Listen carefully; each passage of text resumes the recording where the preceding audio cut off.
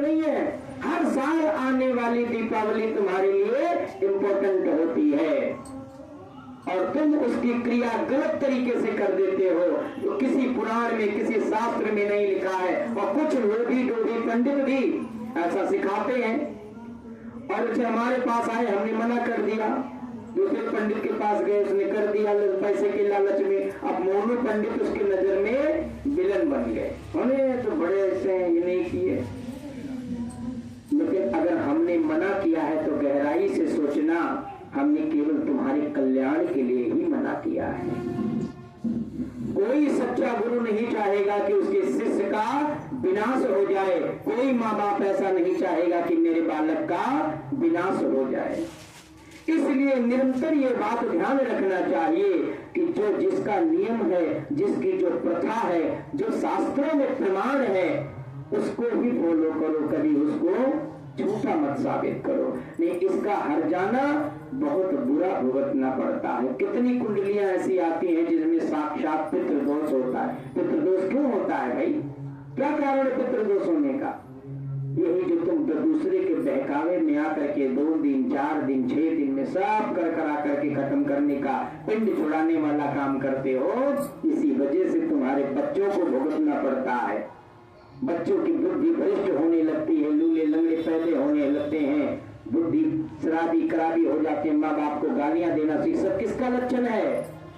ये सब कहीं ना कहीं तुम्हारे किए गए कर्मों के ही भोग है, ये तुम्हें वो उस रूप में आकर के दंड दे रहे हैं। तो इसमें अपने आप में देखो, अपने आप में खोजो। इस प्रकार से पुण्य और पाप दोनों दिया जा सकता है, दोनों लिया जा सकता है। इसीलिए कहते हैं कि पुण्य पर किया कब जाएगा, दिया कब जाएगा? अपने मर्जी से दिया जाएगा। अगर तुम नहीं चाहते कि तुम्हारा पुण्य कोई छीन कर ले, तो तुम पापी आदमी से व्यवहार मत करो, तुम उसको साथ में भोजन मत करवाओ, तुम उसके साथ में बहसबाजी मत करो। ठीक है, जो बहुत बड़े संत होते हैं उनको एकांत पसंद होता है। क्यों पसंद होता है? क्या कारण है?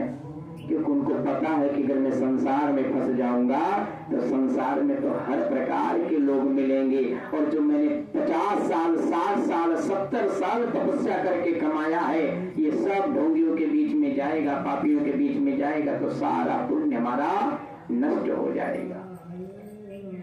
इसलिए आपने देखा होगा कि महाकुंभ में इतने अघोरी आए थे, कहाँ अघोरी वो सारे चले गए? अब कोई दिखाई पड़ रहे? इतने बड़े बड़े तपस्वी आए थे, कहाँ में चले गए? कहीं पता चला किसी का? गाजियाबाद से कोई गया था? देखो, कोई ध्यान दो नहीं।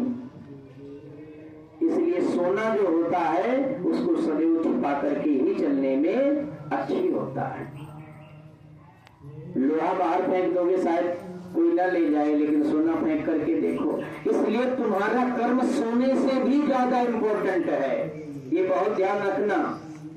और इस कर्म को यदि आप ऐसे कमा रहे हो तो इसका हर जाना तो तुम्हें स्वयं भरना पड़ेगा। बोलो गोविंद भगवान की। इस प्रकार से कार्तिक मास में होने वाली कथाएं, 1 महीने की जो कथा, एक उद्यापन, कल मैंने आपको उद्यापन का नियम भी बताया था, कैसे कैसे करते हैं, क्या क्या करते हैं। इस प्रकार से सभी के कल्याण के लिए भगवान चक्रधारी, तुलसादल इत्यादि भगवान से पूजन करें। कार्तिक के महीना पूर्णमासी में अपने फल प्रसाद इत्यादि को स्वीकार करें।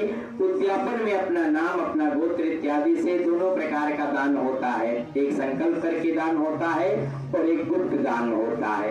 दोनों दान अपने में श्रेष्ठ होता है।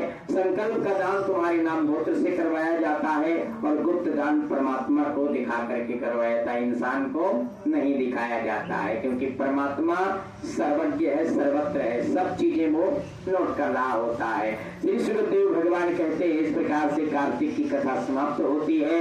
बोल गोविंद भगवान की, बोल कार्तिक महात्म की, बोल गंगा मैया की। श्री कृष्ण गोविंद हरे मुरारी, हे नाथ देवा।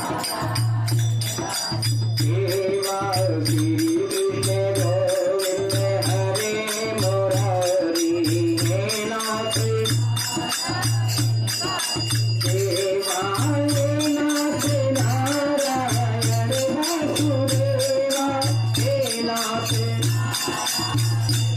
गुरुदेव